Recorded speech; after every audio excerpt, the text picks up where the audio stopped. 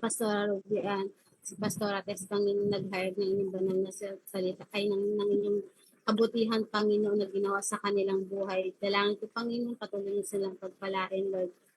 At yung mga iba pa pong hindi pa po nakapag-testimony, Panginoon, naway magkaroon din sila ng lakas ng loob para mag-hire pa po, Panginoon, ng inyong kabutihan. Maraming salamat, Lord, sa inyo po namin binabalik lahat, Panginoon, ng papuri sa pangalan ni Jesus. Amen. Yan po, ibabalik ko na po sa ating kay Pastor Alex po. Praise God, praise God. Awa. Isang mabiyayang gabi po sa lahat ng mga Sunset First Watch Prayer Warrior na kasama natin ngayon. Amen. At sa gabi pong ito, nasa day 183 na po tayo na pagganap sa ubasan ng Prayer Faith Church Worldwide Ministries Incorporated. Gamit po natin ang platform ng Zoom. Salamat at marami na po naka-join ngayon sa platform ng Zoom. Bali, 29 na po tayo sa platform ng Zoom.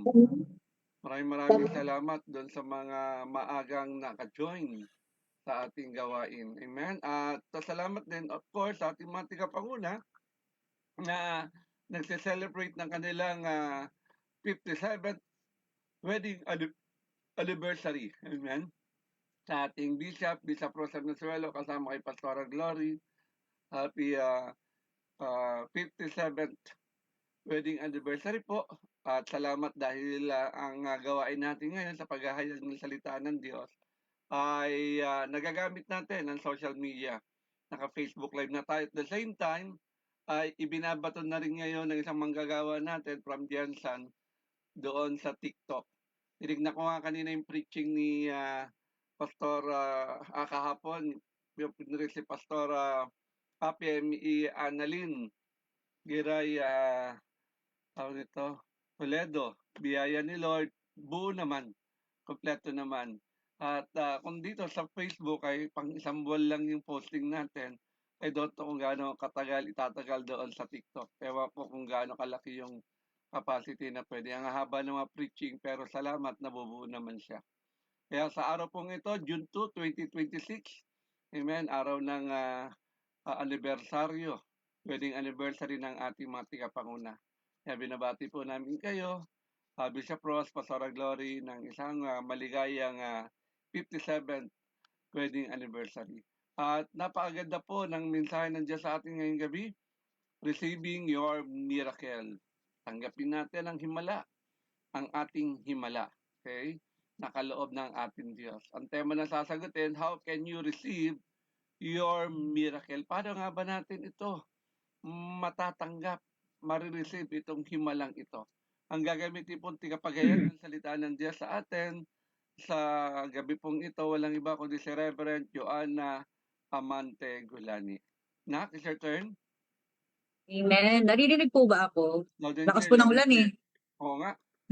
Bumabagsak po yung signal ko kanina. Hindi ko naintindihan yung mga testimony. Pero ganun pa, ganun pa man ay pag-pray po natin na matapos po yung preaching ng balwalhati. Amen. Ang topic po natin kagaya sinabi po ng ating senior pastor kay Tay Alex Nasuelo ay receive your miracle. At ang teksto po natin ay matagpuan po natin sa aklat po ng Marcos o Mark chapter 5 from verse 25 hanggang 29. So ganito po nakasaad. Kasama rin doon ang isang babaeng 12 taon na ang dinudugo. Hirap na siya sa sakit na iyon. At marami ng doktor ang sumuri sa kanya. Naubos na ang kanyang ari-arian sa pagpapagamot, ngunit hindi pa rin siya gumagaling. Sa halip, lalo pang lumalala ang kanyang karamdaman. Nabalitaan niya ang tungkol kay Jesus kaya nakipagsiksikan siya hanggang sa makalapit sa likuran ni Jesus at sinipo ang damit nito. Sapagkat iniisip niyang, mahipo ko lang ang kanyang damit, gagaling na ako. Agad niyang tumigil ang kanyang pagdurugo at naramdaman niyang magaling na siya. Tayo po'y manalangin. Salamat po dakilang Diyos sa naming napakabuti sa lahat. Hindi nagbago noon ngayon magpakailanman. Salamat po sa panibagong araw, panahon, pagkakataon na kami po ay makapag-aral ng iyong mga salita. Salamat po Ama sa bagay na ginagawa mo sa aming buhay, Panginoon. Malit man o malaki, Panginoon, ay lubos po namin pinapasalamatan sa iyo. Kaya dalangin po namin sa hapon pong ito, lubos ka namin maranasan ang presensya mo at kapangyarihan, Banal na Espiritu, ay patuloy po namin wina-welcome sa aming kalagitnaan. Maghari ka po, ikaw ang may taas, hindi ang aming sarili, maparangalan ka sa lahat ng ito, at mapalakas po ang buhay ng bawat isa sa amin. Maraming salamat po, ang pagkilos mo po ay aming pinapasalamatan sa pangalan ni Jesus. Amen and amen. So magandang hapon po sa ating lahat, o gabi sa ating lahat, especially po sa ating mga tagapanguna in behalf po ng ating mga tagapanguna, Bishop Ross Mamiglo, Pastor Alex, Pastor Bing, Pastor Jay, at ng Council of Servants ay isang mapagpalang gabi po sa ating lahat. Kagaya po ng ating sinabi kanina, yung topic po natin ay Receive Your Miracle. Naniniwala po ba kayo na hanggang ngayon ay gumagawa pa rin po ng himala ang Diyos? Amen? Naniniwala po tayo dyan, hindi po nagbago ang Diyos. Bagamat nasa AI technology na po tayo ngayon, parang lahat, sabi nilang gano'n, ay may mga profesyon na daw po na papalitan, pwedeng palitan ng AI. Pero naniniwala po ako mga kapatid sa Panginoon, yung paghahayag po ng salita ng Diyos, hindi po pwede itong palitan ng AI. Tama po ba? Papayag po ba kayo AI yung nagpipreach sa inyo? Amen po ba? Siyempre hindi. Amen? Salamat sa buhay ng ating mga pastor na walang sawa sa paghahayag po ng salita ng Diyos. Naniniwala po ako sa Panginoon na yung kahimalaan ng Panginoon, yung kanyang kapangyarihan ay hindi po to kayang kopyahin ng AI. Amen? Tanging ang Diyos lamang po ang pwedeng gumawa sa buhay ng bawat isa sa atin. So, i-define po muna natin, ano nga po ba ibig sabihin ng himala o ng miracle? Sabi po, a miracle is an event that defies the normal laws of nature because of divine intervention. So, pag sinabi po natin himala o miracle, amen, yung sitwasyon po na meron tayo ay beyond our control.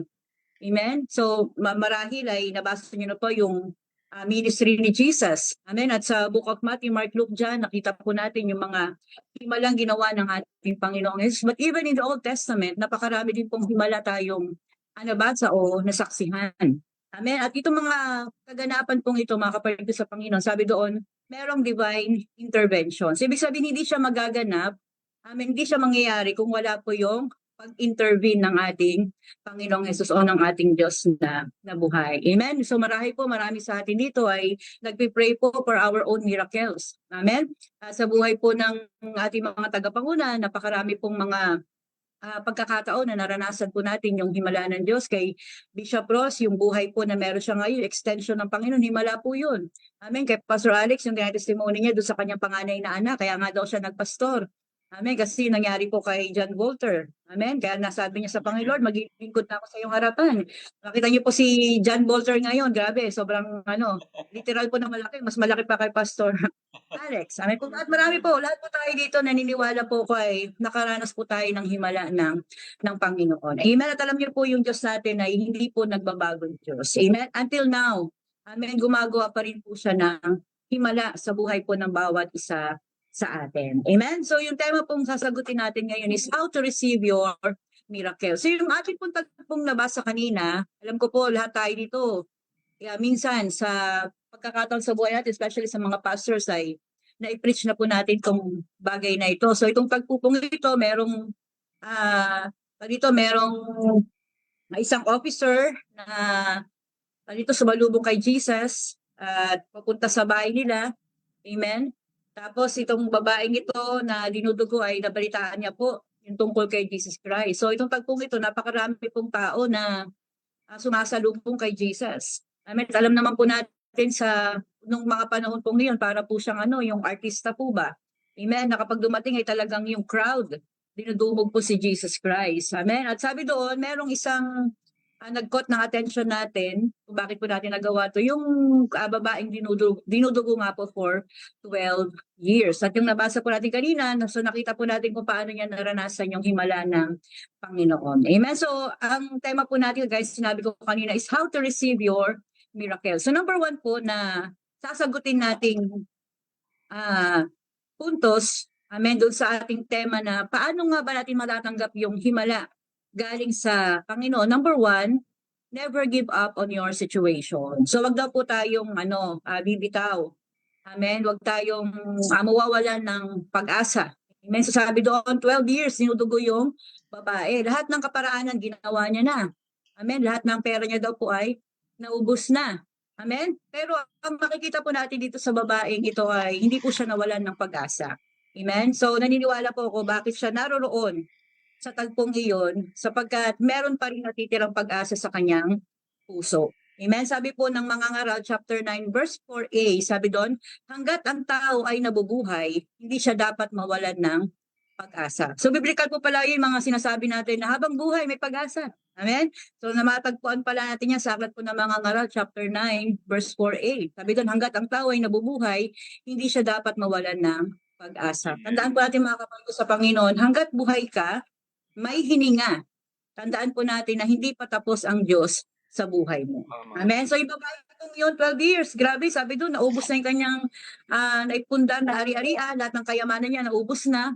Amen? Pero lalong lumalala yung kanyang sitwasyon. Pero pansinin niyo po ito, nung nabalitaan niya yung tungkol kay Jesus Christ, amen, hindi po siya nag-atubiling pumunta sa lugar na iyon. So, ibig sabihin, buhay pa rin po yung pag-asa na meron siya. Amen? Ibig sabihin, umaasa pa rin po siya na bagamat napaka-worst na po nung kanyang sitwasyon, amen, ay naroon pa rin po yung pag-asa na pwede pa rin siyang gumaling.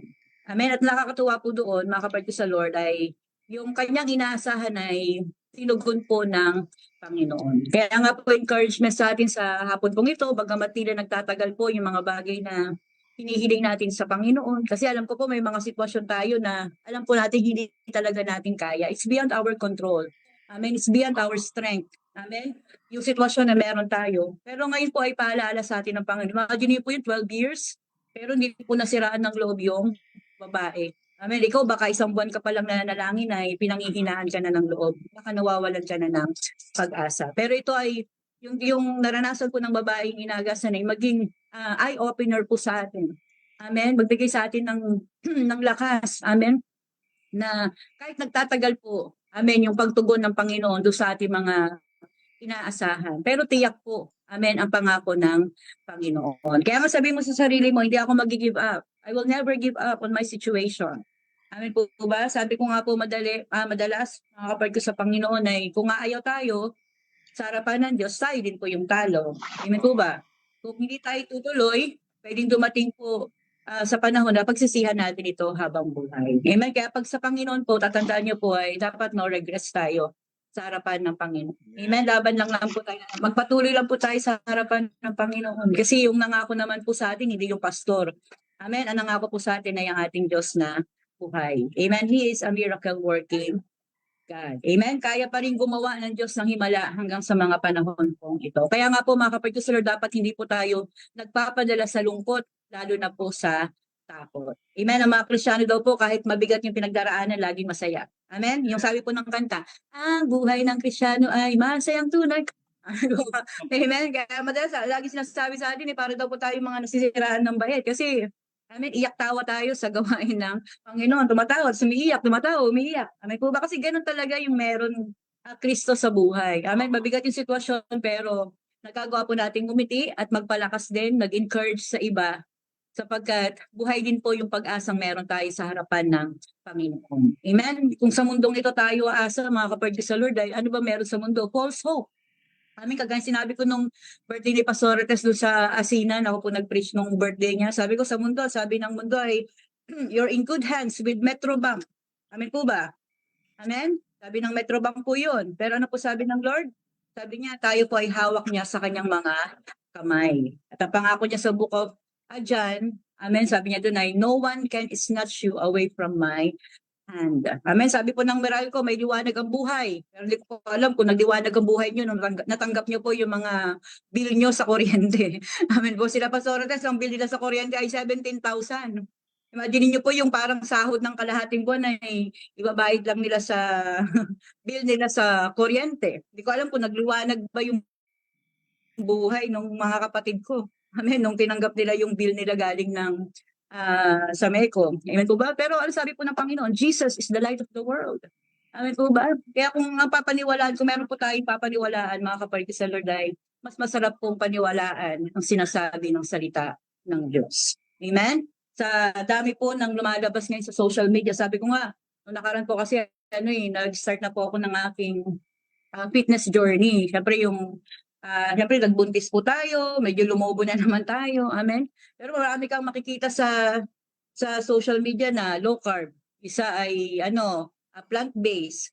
Amen. So minsan yung tao maguguluhan na rin kung ano ba talaga yung gagawin nila. Amen. Pero naniniwala po ako na kapag meron tayong karunungan galing sa Diyos, kagaya po na sinabi natin kanina, amen, naniniwala po tayo na ang Diyos ay gumagawa sa ating mga buhay. Amen? Kaya nga po, kung mayroon tayong papaniwalaan, mga kapatid sa Lord, mas masarap pong paniwalaan ang mga pangako ng Panginoon. Amen? Kaya yung mga ngaral, chapter 9, verse 4a, sabi niya, habang ang tao ay nabubuhay, hindi siya dapat mawalan ng pag-asa. Amen? Sabi mo nga sa sarili mo, hindi pa tapos ang Diyos sa akin. Amen? So marami pa po siyang pwedeng gawin sa buhay ng bawat isa sa atin. Kaya nga po yung ating mga tagapanguna kapag meron pinagpe-pray na may sakit, kahit tinaningan na ng doktor, hindi niyo po maririnig na sasabihin na, wala tayong magagawa, kalooban na ng Panginoon. Wala, hindi niyo po maririnig sila ng ganun. Amen. Kahit na talagang physically, amen, sasabihin mo talaga na wala ng pag-asa. Pero never ako nakarinig sa mga pastor natin na sinabi nila na, dito, wala na. Hindi, talagang hanggang sa huling hininga ng mga kapatid na pinagpe-pray natin talaga inilalaban natin sa pananampalataya. Amen po? Amen po ba? Amen? So hindi tayo yung magsasabi ng mga bagay na negatibo because sinabi po ng Bible yun. Habang may hininga pa, amen? Habang may buhay pa, meron pang pwedeng gawin ang Panginoon. Sabi nga po madalas si Pastor Alex, sa split second, kayang maghimala ng Panginoon. Amen po ba? Meron nga po mga testimony ng mga pastor, yung dating naging speaker po natin sa seminar sa Pampanga, naalala niyo po ba yun? Si Bishop Lee? Namatay na siya. Amen? Literal na patay ng ilang oras. Amen po ba? Pero binuhay siya muli ng Panginoon. Amen. At nag-ano nga kami doon ay isa sa mga bagay na nagpalakas po sa akin ng loob. No? Kasi yung panahon po na yun yung panahon nagbuntis ako kay Jaira na kalalabas ko po ng ospital. Amen, diretso po ako ng camp. Amen po ba? Sabi nila, Pastor Gaylord, iwan ka na. Pero sabi ko, hindi, sasama ako sa camp. Kaya yung sitwasyon ko doon, ay balikan niyo po yung picture namin noon, nasa camp kami, ibang-iba po yung mukha ko doon dahil hindi po talaga maganda yung kalagayan ko. Pero sabi ko nga ay, sasama ako ng camp. Amen, sabi sa akin ni Pastor Alex ay, hindi ka dapat naririto sa ospital. Dapat tayo ay daluyan ng kagalingan. Dapat hindi ikaw ang pinagpe-pray ko ngayon. Dapat ikaw nagpe-pray sa mga taong naririnig. Kaya kinabukasan, kahit na ayaw akong payagan ng ospital, lumabas po kami. Amen. Tapos diretso kami ng camp doon nga po sa Pampanga.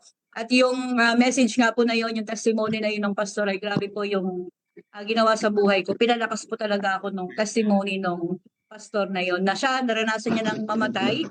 Pero dahil hindi pa tapos ang Diyos sa kanya, nabuhay po siya ulit. In-extend pa ng Diyos yung kanyang buhay. Amen? Palakpakan naman natin si Lord sa bagay po iyon. Kaya nga, kung nagawa po ng Lord sa iba yun, talagang yun, patay na, pero binuhay pa ng Panginoon eh. Meron pa rin pong kayang gawin ng Panginoon sa atin. Amen? Kahit dun sa pinaka maikling panahon. Amen? Kayang gumawa po ng himala sa atin ng Panginoon. Tandaan po natin mga kapatid sa Lord that quitters never win.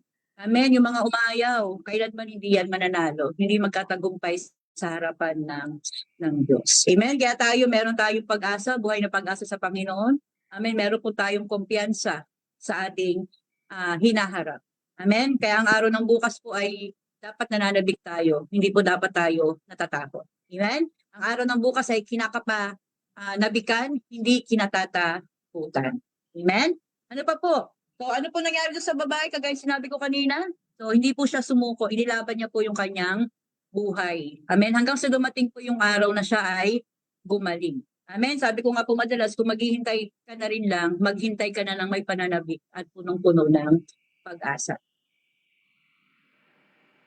Amen. So a short reminder po para sa ating lahat. Do not give up. Kung ang problema mo, pinag-pray mong himala, yung asawa mo, babago, do not give up on your husband. Yung mga anak mo, do not give up on your children. Kung yung family mo, don't give up on your family. Kung sa financial aspect naman po, do not give up on your finances. Your health. Amen? Especially our ministry sa harapan ng Panginoon. Amen? So hanggat buhay ka, tanda mo kapatid, hindi pa tapos ang Diyos sa iyo. So do not give up on your situation. Amen? So hindi po ibig sabihin na wala tayong nakikita ay wala ring ginagawa ang Diyos sa buhay natin. At tandaan po natin, behind po yung physical realm, amen, ang Diyos po ay gumagawa sa buhay ng bawat isa sa atin. Ang gagawin lang po natin ay hindi po tayo susuko. Magpapatuloy po tayong maasa sa Panginoon. Amen? Pangalawa, na gustong ituro po sa atin ng Panginoon. Number 2, how to receive your miracle. Number 2, position yourself to receive. Position yourself to receive. So, alam niyo po yung babae, nakaka-amaze po doon. Hindi po niya personally kilala ang Panginoong Jesus. Ang sabi po sa ating nabasa kanina ay nabalitaan niya ang tungkol kay Jesus. So same situation po sa yung bulag. Nalala niyo po yon? Narinig lang po ng bulag si Bartimeo. Narinig niya lang na papadaan si Jesus Christ. Di po ba? Naghuhumiyaw din po siya na humingi ng awa sa Panginoong Jesus. Same situation with this tong babaeng pong ito. Amen. Sabi doon, nabalitaan niya lang ang tungkol kay Jesus Christ. Hindi niya po nasaksihan na kung talaga ba nagpapagaling ito. Hindi niya pa po nasaksihan yung mga himalang ginawa ni Jesus Christ. Amen. Pero narinig niya lang yung tungkol kay Jesus Christ. At nakita po natin yung kanyang eagerness na makalapit sa Panginoong Jesucristo. Amen. At yung tagpupong ito, nakita natin, napakarami pong sumasalubong kay Jesus. Amen. Kasama yung babaeng ito nga po na inagasan ng 12 taon. So nang mabalitaan niya, ano sabi po ng scripture? Sinikap niyang makipagsiksikan sa mga tao upang makalapit kay Jesus. Amen. Ano niyo po nung ginagawa ko itong number 2 point na to, meron po pinalala sa akin ng Diyos, si Pastora Linda. At tamang-tama po, andito siya ngayon. Ano ba? Alam niyo po si Pastora Linda po kasi, dati siya merong sakit sa balat. Meron siyang sakit sa balat dati nung hindi pa po siya mananampalataya. At ang dami niya na pong napuntahan na mga manggagamot, doktor. Sabi niya ganun, lahat daw ng parang albularyo, naranasan niya na. Amen. Lahat po talaga ng uri ng pagpapagaling nung hindi pa po siya mananampalataya, nung hindi niya pa po kilala ang Panginoon, naranasan niya ng lahat. Pero nung nagkaroon po ng ministry, sa children ministry do sa bahay namin, through Pastor Joshua nga dati, nung bata siya, yan ang ministry niya talaga. Tapos may pumupunta lang na mga manggagawa ng sentro sa bahay namin. At si Pastora Linda po, bunga yan ng children ministry sa bahay namin. Amen? At nakakagalak sa Panginoon kasi nung nag-church siya at pinag-pray siya, sa sentro pa po ito nangyari, yung sakit niya po sa balat na hindi gumaling-galing. Amen? Kasi noon po sa sentro, kahit prayer meeting o Sunday service, laging merong altar call. Pinagpe-pray po talaga lahat ng dumadalo. At doon po nakaranas si Pastora Linda ng talagang complete healing. Amen. Complete healing po yung naranasan ni Pastora Linda. Kaya yung dumating po sa panahon na yung pinipigilan po siya ng mga anak niya, huwag ka na magsimba, huwag ka na magsimba. Ganun po, pastor pa siya. Di po ba? Huwag ka na sumali dyan. Ang sagot na ni Pastora Linda ay, dito ko, sabi niya, nakilala ang tunay na kaligtasan, pananampalataya, at higit sa lahat, dito ako gumaling. Kasi talagang sabi ni Pastora Linda, marami po siyang naranasan. Iba't ibang gamot, iba't ibang doktor, iba't ibang mga fake healers. Yung pinuntahan niya, mga albularyo nga po, mga tawas-tawas. Pero sa biyaya ng Panginoon, dito po niya naranasan. Amen? Sa presensya ng Panginoon, kay Jesus Christ, na siya po ay lubos na pinagaling ng Panginoon. Amen? Palakpakan naman natin si Lord sa bagay pong yan. Amen? Na ilang taon niya pong tiniis yun, yung sakit na yun. Pero sa biyaya po ng Diyos, ngayon ay ilang taon na po si Pastora Linda? 74, 75? Pero alam ko, 7 na siya eh. Pero sa biyaya ng Diyos, yung buhay niya po ay nagagamit. Amen. Matibay-tibay po itong pastora natin na to kasi ilang beses na po ito, muntik-muntikana na. Pero hanggang muntik lang. Amen? Ine-extend ng Diyos yung kanyang buhay. Nung nag-preach nga po ako sa Asina noong nakaraan, sabi ko, Pastora Linda, ilang taon ka na? Sabi niya, 74 ata, 75, hindi ko matanda. Sabi ko, hanggang 100 years. Amen, para makuha natin yung 100,000. Sabi ko sa kanya. Ang sagot niya po sa akin, Pastora, pag 80 years old, meron na matatanggap. Sabi ko sa kanya, parang gusto mo 80 years lang parang ayaw mo ng 100 years. Amen? Pero alam niyo po, natutuwa ako sa buhay ng pastor natin na to. Kasi nga, hinahadlangan po, hindi naman siya hinahadlangan, kundi dahil sa edad niya po. At yung nagkaroon nga po siya ng sakit ng mga nakaraan ay pinapatigil na po siya ng kanyang mga anak. Pero natuwa po ako sa puso niya dahil hindi po siya tumigil. Amen? Hindi po siya nag-stay sa loob ng bahay niya. Amen? Yung pinapagawa ng Diyos sa kanya na paghayo ay ginagawa niya pa rin. Ang matindi kasi dito kay Pastora Linda, hindi po patag yung yung destino niya eh. Amen? Destino niya po kasi sa bundok. Amen po ba? Nalala ko pa no one time ang testimony nila ni Pastora Lani. Ang service po ni Pastora Lani noon, bike lang, tri-bike. Papunta ng kabundukan po ng Kabangaan, Kabitaugan. Mataas po yun sa may Club Morocco, kung nakarating na po kayo doon. Amen. Bike lang po yung gamit nila, tri bike. Amen. Ang angkas ni Pastora si Pastora Lali po nagda-drive ng bike. Si Pastora Linda, angkas niya sa sidecar. Dumating po sa panahon na yung sidecar po ni Pastora Lali naghiwalay. Imagine niyo po yung sitwasyon nito mga pastora natin. Pero alam niyo po nakakatawa sa Panginoon kasi never po silang nasiraan ng loob. Amen. At ngayon si Pastora Lani, umangat-angat na, hindi na tri-bike, meron na siyang tricycle. Sa biyaya ng Diyos, ang pangalan ng tricycle niya ay Trinity. Amen po ba? Trinity. Sabi ko, hindi ka talaga nag-iisa, Pastora, kasama mo ang Ama, ang Anak, at ang banal na Espiritu. Amen? Kaya natutuwa po ako nung ginagawa po ko ito. Kaya namisaw kayo na pagpasok ko sa Zoom, nakita ko kagad, ang unang nakita ko ay si Pastora Lina. Dahil habang ginagawa ko po itong pangalawang puntos na to ay siya po yung inilagay ng Diyos sa aking puso. Amen? Kaya nga po, position ourselves to receive. Yung babaeng yun, sabi niya, sinikap niya makipagsiksikan. Amen? Kung titingnan po natin sa kalagayan niya, sabi ng scripture natin nabasa kanina, hirap na siya sa kanyang sitwasyon. Pero hindi niya po inalintana yung hirap. Amen? Hindi niya po inalintana yung hirap. Sinikap niya pong makalapit kay Jesus Christ. Amen? Sa pagnanais po na pananampalataya niya na pag nahawakan niya po yung laylayan ng damit ni Jesus Christ, siya po ay gagaling. Amen? Kaya po tayo, yung ating po ginagawa sa harapan ng Diyos, tandaan niyo po, sisiguraduhin natin tayo po ay nakaposisyon. Amen? May mga pinagpe-pray po tayo, continue. Amen? Na lumapit sa Panginoon. Amen? Wag na wag tayong lalayo sa harapan ng Diyos. Amen po ba? Kaya nga po, kagaya sinabi kayo ng Sister Susan, amen? Napakahalaga po yung mga bagay na paghahayag natin ng salita ng Diyos. Kasi itong babae, may napalitaan niya lang Kagaya sinabi ko po kanina, hindi niya nasaksihan. Amen. Yung mga himalang ginawa ni Jesus Christ, may nagsabi. Amen. Sa kanya. Nabalitaan niya. Amen. Kaya nagkaroon po siya, nabuhay yung pag-asa niya sa harapan ng Panginoong Jesus. Amen. Kaya nga po yung mga, kagaya sabi ko pa kayo na napakahalaga po yung paghahayag natin ng salita ng Diyos. Amen. Kaya sa tuwing tayo po ay magpipreach, amen, lagi nating iisipin yung bagay na ipipreach ko ba ay magbibigay ng encouragement sa mga makakapakinig. Kasi baka meron po na matagal niya pong hinihintay. Amen. Yung katugunan sa kanyang panalangin at nag-preach ka. Amen. Ginamit ka ng Panginoon para mabigyan siya ng pag-asa. Praise God. Amen.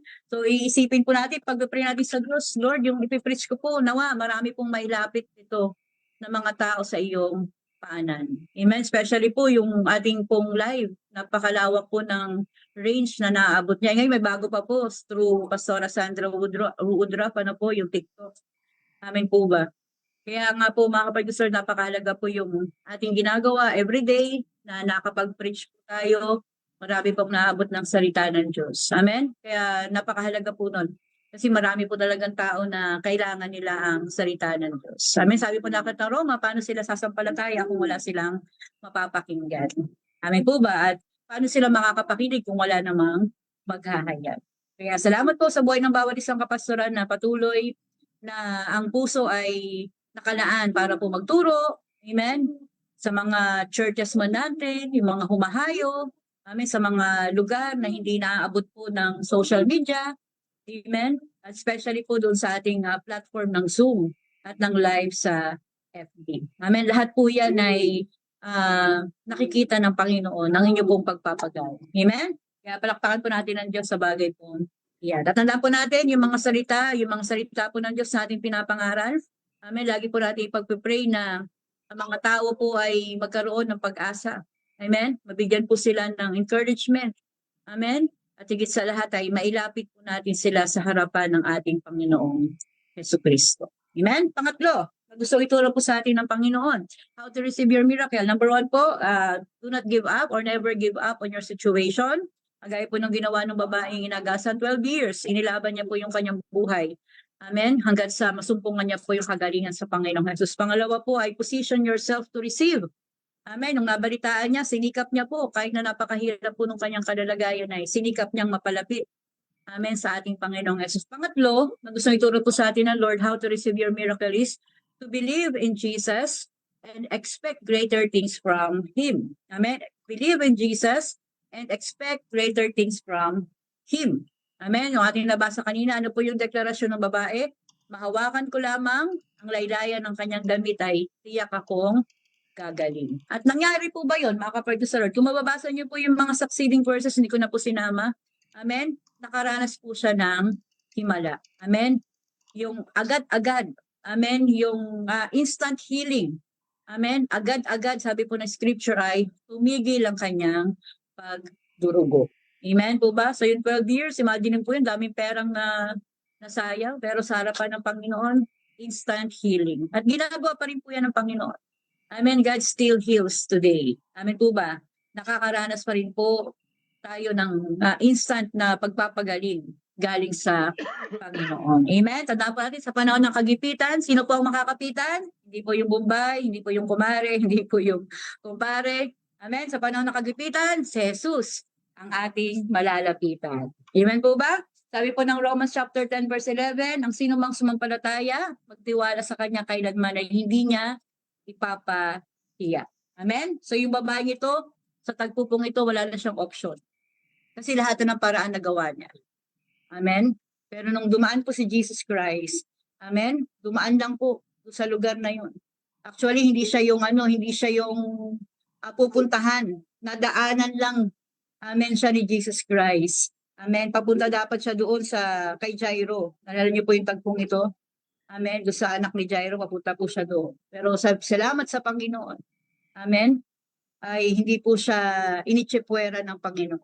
Amen. Bakit? Kasi sabi po ng scripture kanina, Romans chapter 10 verse 11, wala po nagtiwala sa Diyos na pinahya ng Panginoon. So papansinin po natin yung lesson doon sa buhay po ng babae. Sabi doon, money cannot save you. Amen. Marami siyang pera. Naubos pero hindi siya napagaling. Other people cannot save you. Amen. Marami siyang mga gamot, mga doktor na pinuntahan. Pero hindi rin po siya napagaling. Amen. Sino po yung nagpagaling sa kanya? Ang Panginoon. Amen. So God is a big God. Amen. Powerful po yung ating Diyos. He is able to do impossible things until now.